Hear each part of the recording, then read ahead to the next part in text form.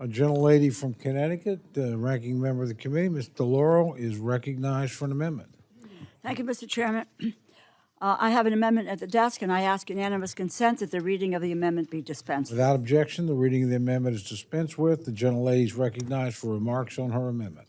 I rise to offer this amendment because U.S.-based organizations stand to lose nearly $30 billion from cuts to international assistance contracts and programs, and nearly 20,000 American jobs have been lost as of June, affecting 46 states, and that's according to the U.S. Global Leadership Coalition.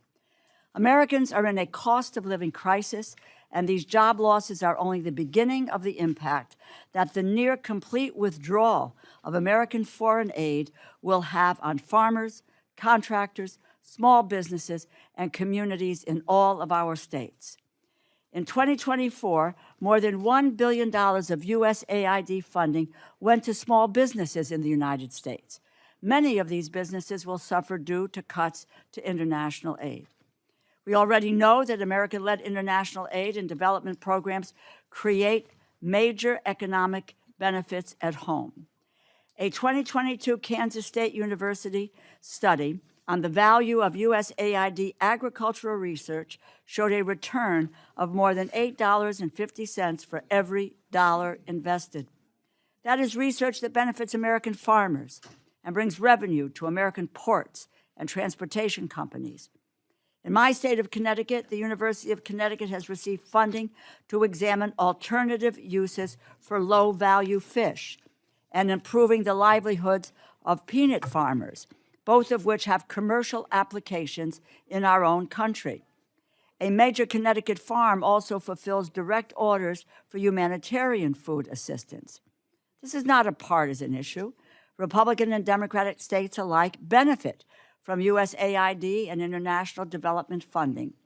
In my colleague's home state of Oklahoma, 5 major farmers have contracts to fulfill humanitarian food assistance. And Oklahoma State University is a leading collaborator with the USAID's Innovation Lab, which focuses on reducing post-harvest loss and improving pest management strategies that can benefit American farmers as well as those abroad. And in Florida, 23 farmers partner with USAID to strengthen agricultural systems and connect with new markets around the world, with the University of Florida hosting a $38 million USAID Innovation Lab for livestock systems. These systemic investments benefit American farmers, researchers, and communities, but they also lay the groundwork for future growth. As foreign countries develop economically, they become larger trading partners and provide more business opportunities for American companies. According to a comprehensive USAID study of foreign aid impact on economic growth, U.S. goods exports, things we make here in the U.S. with American labor and products, go to too low and middle-income countries that grew by 40% from 2008 to 2017, driven by growth in East Asia and the Pacific, 62%, Latin America and the Caribbean, 50%, Sub-Saharan Africa, 23%, and Eastern and Central Asia, 20%. Even U.S. exports to USAID graduate countries which have successfully built stronger economies as a result of aid and which no longer receive USAID assistance, have expanded. U.S. goods and services exports to 11 Europe and Eurasia graduates. That has increased substantially over the last few decades, from roughly $2 billion in 1995 to more than $10 billion in 2015. International aid and development funding is not just something we do out of the kindness of our hearts, though that's an important reason to do it. It benefits our economy now and in the long run, creates stronger trading partners that can buy more American goods and services. President Trump has taken a hatchet to these trading relationships and the current and future jobs that they support. We deserve to know exactly how far back these losses will put us. I am proud to propose this amendment, urge my colleagues to support it as well. Thank you, and I yield back. Thank the gentlelady. The gentleman from Florida, Mr. Diaz-Balart, is recognized to respond to the amendment. Thank you very much. Mr. Chairman, I rise in opposition to the amendment offered by the distinguished ranking member. While I agree with the ranking member that Americans need to be at the forefront of every foreign policy decision, this reporting requirement is simply just too burdensome. So mandating a detailed analysis of domestic and economic impact of virtually every program change obviously places an excessive bureaucratic workload on the Secretary of State and diverts precious time and resources away from critical diplomatic efforts.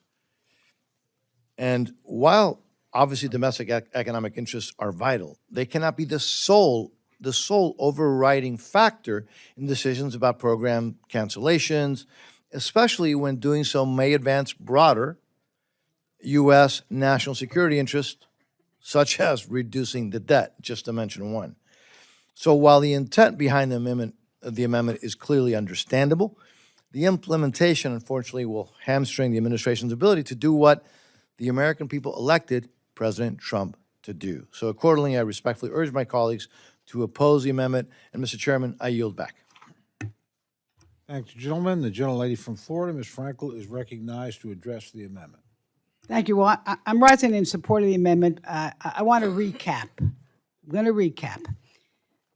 Mr. Donald Trump brought his then friend, it was his friend, Elon Musk, into town to reduce the deficit. And he thereby fired thousands of people with no rhyme or reason. They canceled all kinds of grants. But we know that was a joke. Why do we know that's a joke? Because within a short period of time, Mr. Donald Trump and the Republicans decided that instead of reducing the deficit, they were going to give tax breaks to the very, very wealthy and to big corporations, and they had about $4+ trillion to the deficit. So then Mr. Musk is no longer the friend of Mr. Trump. Now he's his off friend. And he attacked Mr. Trump. I know it's crazy, isn't it? He attacked Mr. Trump for raising the deficit. But in the meantime, Mr. Musk had fired all these people. And what happened? It was chaos, folks. Don't. I'm going to cry soon because this chaos is bad. But listen, what's happened is so many good people, for no rhyme and reason, who were public servants, they've been fired. Contracts are gone. People around the world are starving. People are not getting their medicine. We're losing our credibility. We're becoming the ugly Americans. So I'm supporting this amendment because I really think it's time for us to know what we're doing. And I yield back. Thank the gentlelady. Are there other members wishing to address the amendment? Seeing none, the gentlelady is recognized for 1 minute. Thank you, Mr. Chairman. I just would say, wouldn't it be interesting to have a report on knowing the domestic economic impact of a foreign aid cancellation? We might ultimately agree with all of that, but to not know what the effect of all of this is doing is really a little bit mindless. If you want to just keep your head in the sand, well, that's up to you. Let me close by reminding everyone that American people are demanding help with the cost of living, the issue that we hear about over and over again. The last thing the administration should do is cancel contracts for American farmers, contractors, drive up the cost of trade, close off future economic growth. We all deserve to know exactly how the Trump administration is hurting communities, undercutting American companies. That's what this amendment gives them, the knowledge. It's knowledge. It's good to have knowledge and details before you make a decision about where you want to go. Urge your support. Thank the gentlelady. The question is now on the amendment offered by the gentlelady from Connecticut. All those in favor say aye. Aye. All those opposed say no. No. The opinion of the chair, the noes have it, and the amendment is not agreed to.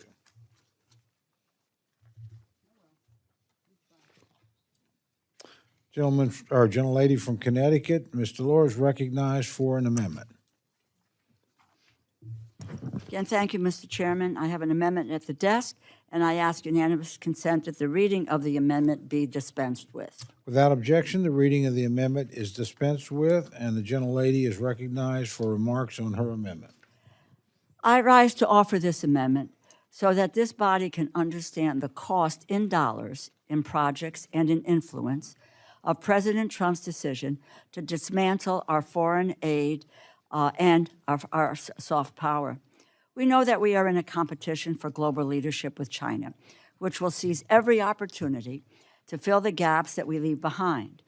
Just a recent example, barely a week after the U.S. canceled 2 projects in Cambodia, one to encourage child literacy and another to improve nutrition for children under 5, China's International Aid Agency announced funding for programs to achieve near identical goals. Both the American and Chinese programs provided school supplies, offered hand-washing materials, and aimed to improve outcomes for vulnerable families and households, including newborns and children with disabilities. My amendment would require a report that reveals the extent of situations like this, where China is expanding its power and influence in critical regions, countries, and sectors where America previously had deep and productive relationships before they were uprooted by President Trump. The chaos of President Trump's foreign aid freeze has been a gift to China. Mere months after USAID launched a strategic mission in the Pacific, bringing together 9 sovereign nations, Fiji, Kiribati, Nauru, Samoa, Tonga, Tuvalu, and the Marshall Islands, the Federated States of Micronesia, and Palau, to combat China's expanding influence. The drawdown of USAID personnel and the foreign assistance freeze has now given Beijing a free hand to operate in this crucial region. China has been significantly escalating its commercial and development activities for years, putting itself in a position to capitalize on any vacuum the United States leaves behind. To pick just one more example, over 40 Chinese state-owned enterprises currently operate in the country of Papua New Guinea, with more than 1,800 foreign companies controlled by Chinese nationals or entities, as the U.S. draws down its presence in the region. This is not just a competition in the Pacific. China's ambitions are global, as their Belt and Road Initiative demonstrates, and they are making significant headway in Africa. While African leaders and citizens still prefer engagement with the United States over China, recent gaps in American engagement are leading even American allies to reassess their partnerships with us. After USAID was withdrawn to Mozambique, China quickly offered to build a surgical center at Maputo Central Hospital, the largest health unit in the country, and a highway in the capital region. Compare the Trump administration's about-face on international development partnerships with China's 2024 announcement of $51 billion in new foreign aid to Africa, targeting infrastructure projects and massive job creation. Who appears to be the more stable, more productive partner now? And while the effects of losing these programs may be felt first abroad, the losses are ultimately felt at home. American-based organizations and companies will lose nearly $30 billion due to foreign aid cuts and canceled international assistance contracts, such as Celine LLC, an information technology company that lost over $100 million in contracts from USAID, and nearly 20,000 jobs have already been lost. The American people deserve to know what they are losing. They deserve to know how completely the Trump administration is paving the way for China's rise to global dominance. That is what this amendment would give them. Proud to propose the amendment, and I urge my colleagues to support it as well. Thank you, and I yield back. Thank the gentlelady. The gentleman from Florida, Mr. Diaz-Balart, is recognized to respond to the amendment. Thank you, Mr. Chairman. I rise in opposition to the amendment by the distinguished ranking member. First of all, I want to reiterate that a key priority in this bill is providing the funding and the related directives necessary to counter the malign influence of the People's Republic of China and the Chinese Communist Party. Our memories sometimes here can be short. but I recall during the debate in fiscal year '24 that the ranking member actually criticized these same counter-China provisions for allegedly somehow jeopardizing the United States' national security. I have here the press release criticizing the prohibition of funds for the Wuhan Institute of Virology, for gain-of-function research, and any lab controlled by China, Russia, Cuba, Iran, North Korea, and Venezuela. We were also criticized then in writing because we prohibited funding for the government of the People's Republic of China or the Chinese Communist Party. And yes, and for preventing lending through the international financial institutions to the People's Republic of China. Now, I'm grateful and I'm glad that it looks like that attitude might be changing. Because now I hear concern that we may not be doing enough to confront the PRC despite being criticized for doing too much.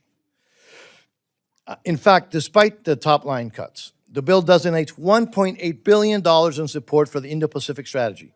It prohibits funding to the PRC or the CCP. It provides funds to support critical allies and partners like the Philippines and Taiwan. It supports funding above the request for the Pacific Island countries and includes support necessary for the United States to compete with the PRC in Southeast Asia and Western Hemisphere and elsewhere as required by our national interests. More broadly, in my judgment, Secretary Rubio's realignment of the United States foreign assistance with our national security interests was long overdue. Again, it's worth repeating that the previous administration was funding controversial, wasteful programs, and even programs that were harmful to U.S. national security interests.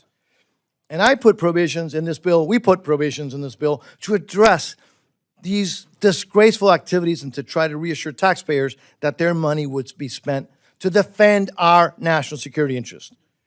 Will there be hiccups and vigorous debate in the process of realigning and streamlining our foreign assistance? Absolutely. But change had to happen. And I'm going to work with each and every one of you and every member of this committee to help ensure that the United States foreign assistance programs enhance American security, expand economic opportunities that benefit American workers, strengthen allies, and confront the malign, dangerous influence of the PRC and other strategic competitors. So therefore, I urge my colleagues to oppose this amendment. Mr. Chairman, thank you, and I yield back. Thank the gentleman. The gentlelady from Florida is recognized to address the amendment. I don't know whether we're agreeing to disagree or we're disagreeing to agree, because I think everybody in this room understands that we do not want China to take over the world and take over the voids that we are leaving. So I'm rising in strong support of Ranking Member DeLaura's amendment, which calls for a much-needed report from the Secretary of State on how recent changes to U.S. foreign policy are opening the door for China to expand its global influence at the direct expense of American interests. Now, and after I've been listening to all this, I now understand why my 6-year-old grandson is actually learning Mandarin in first grade. And let's be blunt, when the United States retreats from the world stage, we create a vacuum, and that's what we've been doing since Mr. Trump came back into office. And the People's Republic of China is more than eager to fill it. They're not just filling gaps, they're executing a calculated long-term strategy to replace U.S. leadership with an authoritarian model, and they're doing it on every front: economic, political, diplomatic, technological, and military. And I'm going to break it down economically. Through its Belt and Road Initiative, China has spent over $1 trillion funding infrastructure, roads, ports, railways, power plants in more than 140 countries. These projects come with opaque terms, and when nations can't repay, China demands strategic concessions like long-term port leases or control of natural resources. That's debt-trapped diplomacy, plain and simple. Politically, China is buying influence at the United Nations, building voting blocks that align with its views on Taiwan and Hong Kong and human rights. And on the information front, As the voice of America goes dark in places like Myanmar, Vietnam, and now even Ukraine, China is flooding the airwaves with state-run media, adding over 80 new frequencies in just the past few months. Their message, autocracy works. Technologically, China offers cheap 5G infrastructure, embedding surveillance and cyber vulnerabilities in our allied nations. And via the digital Silk Road, they export facial recognition, AI surveillance, and censorship tools to fragile democracies. They also dominate the supply chain for rare earth minerals, which are essential for everything from smartphones to military equipment to renewable energy, and militarily China expanding its footprint all over the place. And in terms of global health, they distribute vaccines and supplies around the world, not always safe or effectively, but strategically to win loyalty. And now, as the United States slashes programs, China is stepping in with alternatives that are opaque, that are authoritarian aligned, and dismissive of human rights and civil society, and the very pillars of our model of development.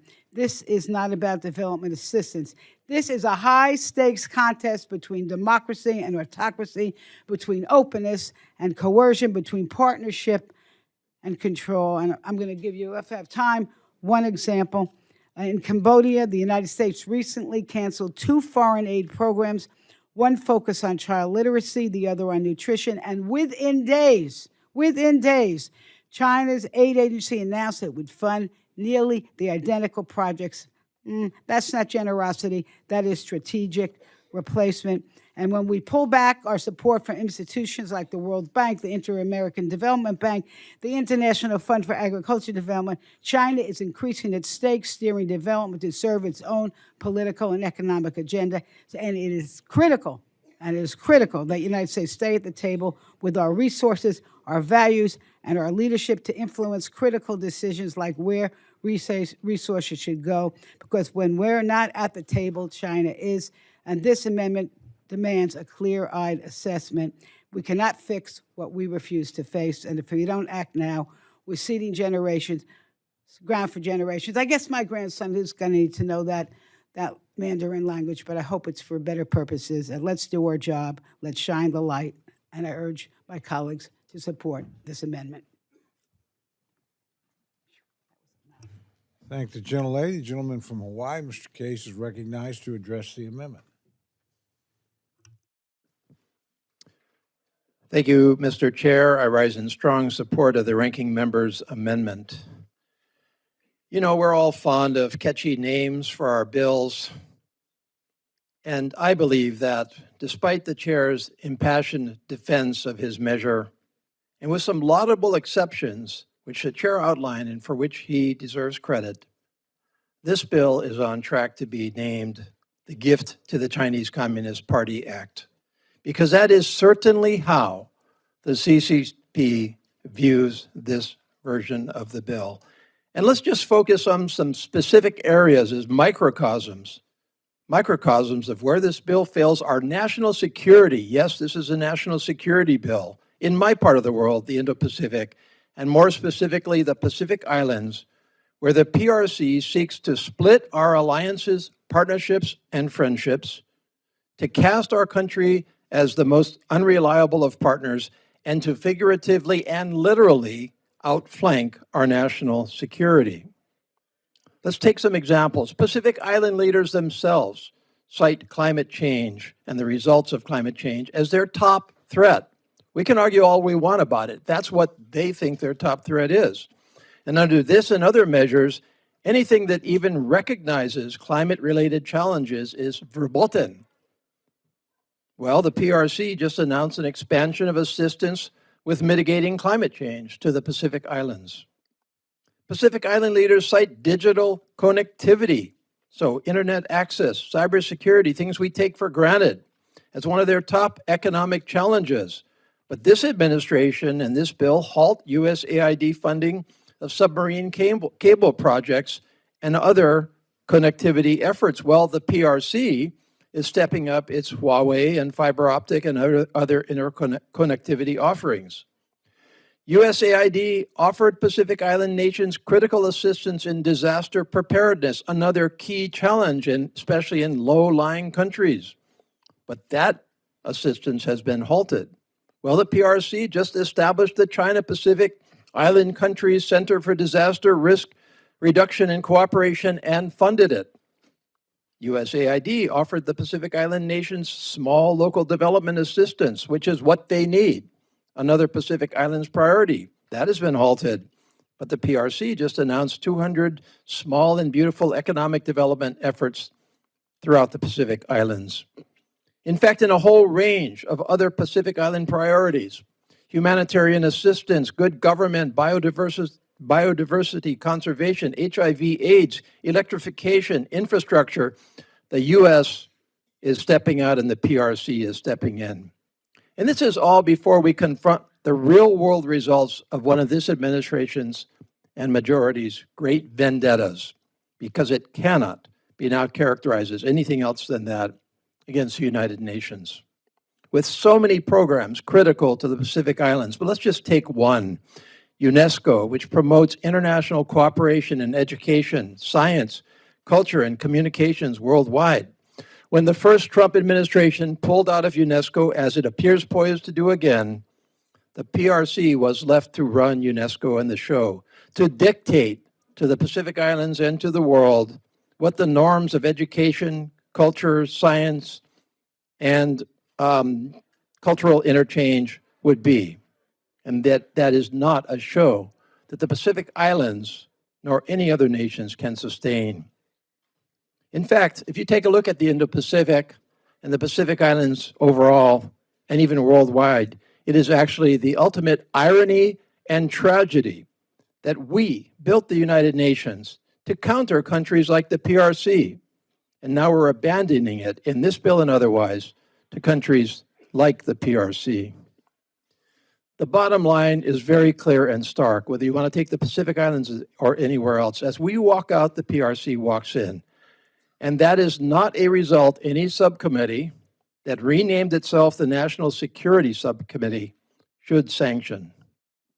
But let's not debate this endlessly or deny that. Let's systematically evaluate it across the board, because that's what this amendment asks us to do. It asks the Secretary of State to report back to this committee what the result of the administration's policies and priorities are on the advancement of the PRC's interests in the world. Pretty straightforward, part of our oversight. And unless you are afraid of the answer to that, or unless you believe that the Secretary of State is not omnipotent in that department, we should have that report. I urge adoption of the amendment. Thank the gentleman. The gentlelady from Ohio, Ms. Capter, is recognized to address the amendment. Thank you, Mr. Chairman, and I thank Congresswoman DeLauro, our ranking member, for offering this amendment, whose purpose is to take 180 days to have the administration take a look at tracking Chinese efforts to expand its global influence on every level, politically, technologically, economically, and militarily. I think 180 days is a reasonable amount of time for the administration to report back to us. That's all we're asking for. And it's clear what Communist China is doing in the developing world and the developed world already. She's expanding their Belt and Road Initiative. And isn't that an interesting phrase? Belt and road. Think about it. And it's stadium diplomacy. They're investing untold tens of billions of dollars because the Chinese economy essentially makes more than the world needs and then strategically dumps, whether it's steel, whether it's automotive, I mean, you take it, whether it's critical minerals, and they begin to gain greater and greater control. Their interest is not being done out of the goodness of their heart, but they obviously have strategic interests in this hemisphere, but also in Asia, Africa, Latin America, and they're voting with some of the worst tyrannies in the world. So they seek to increase their influence so that foreign nations are more inclined to support them, whether that impacts us in terms of trade disputes. Look at the trouble the president's having with them right now. Access to critical minerals, very important. Access to space, even deep sea mining, or big balloons that fly over our country. We have to recognize we're living in a different moment.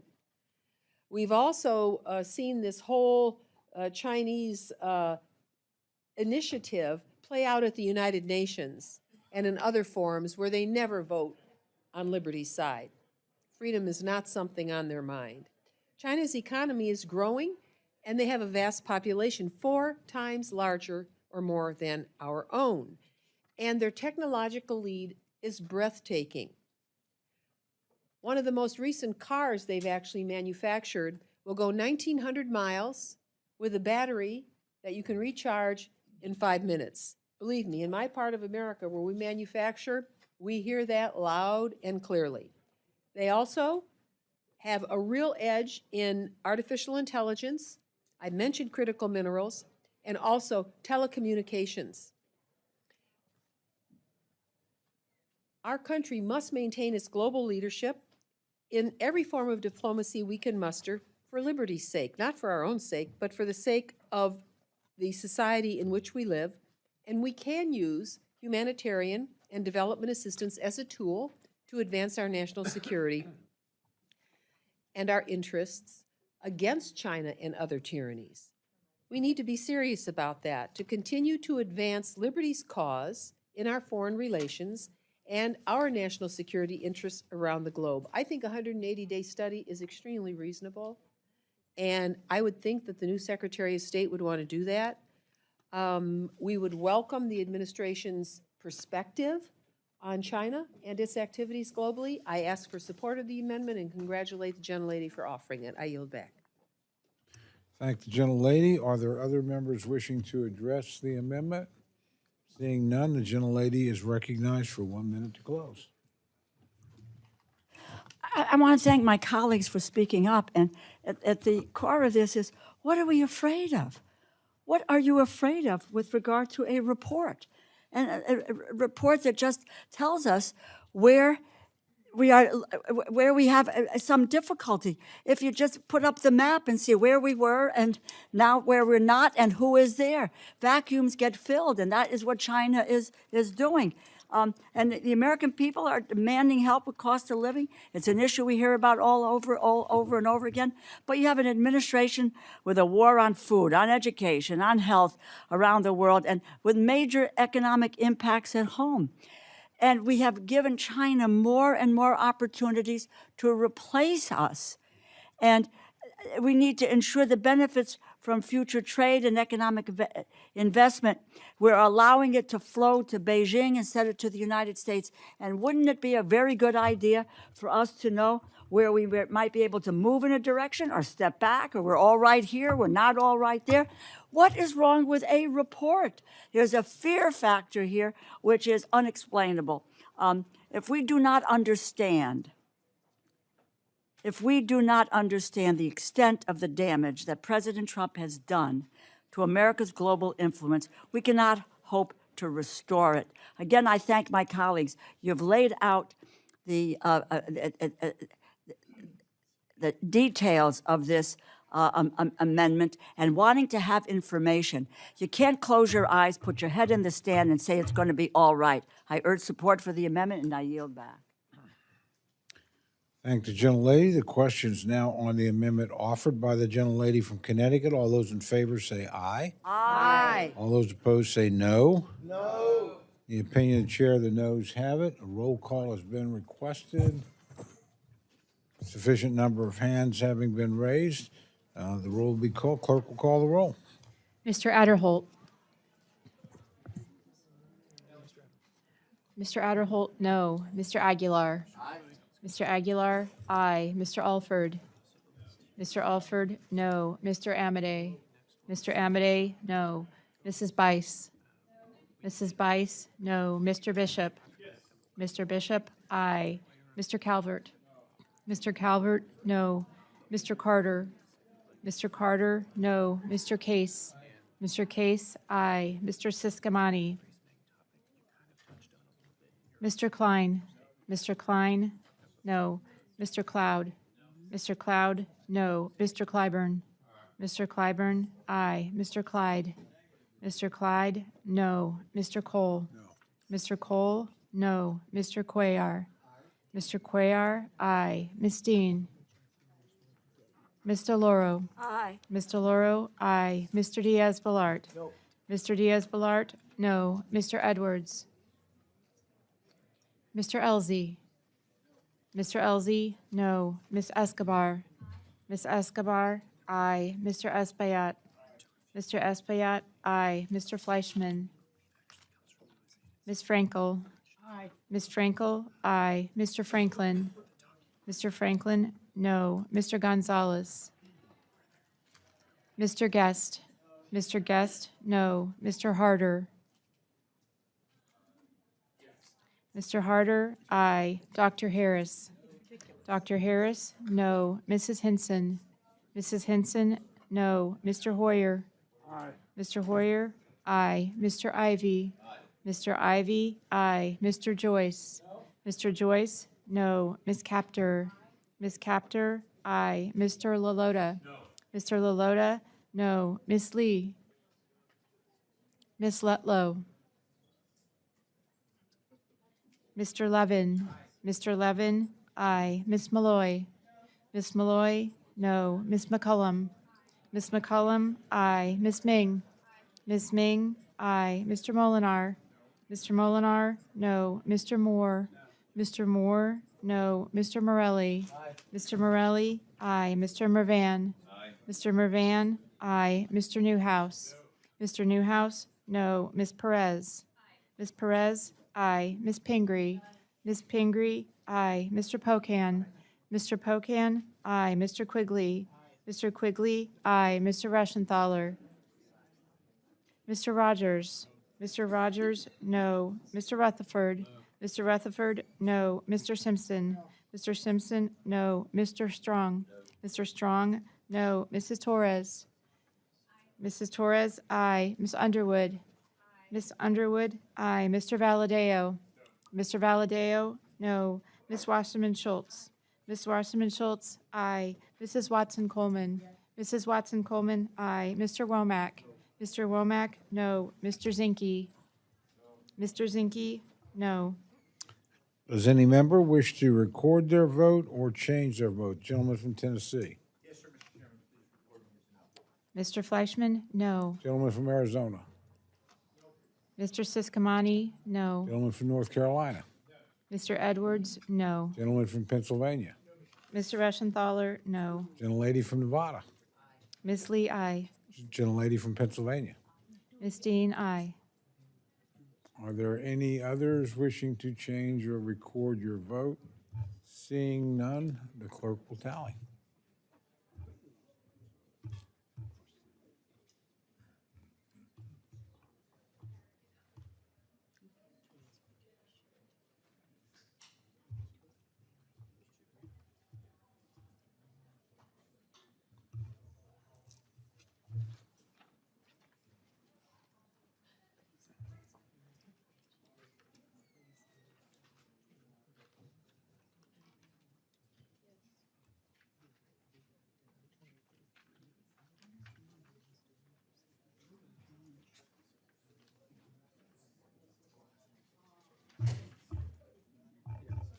Gentleman from Texas, how's the gentleman recorded? Thank the gentleman. Mr. Gonzalez votes no. Are there others who have not recorded their votes or wish to change? No, go ahead.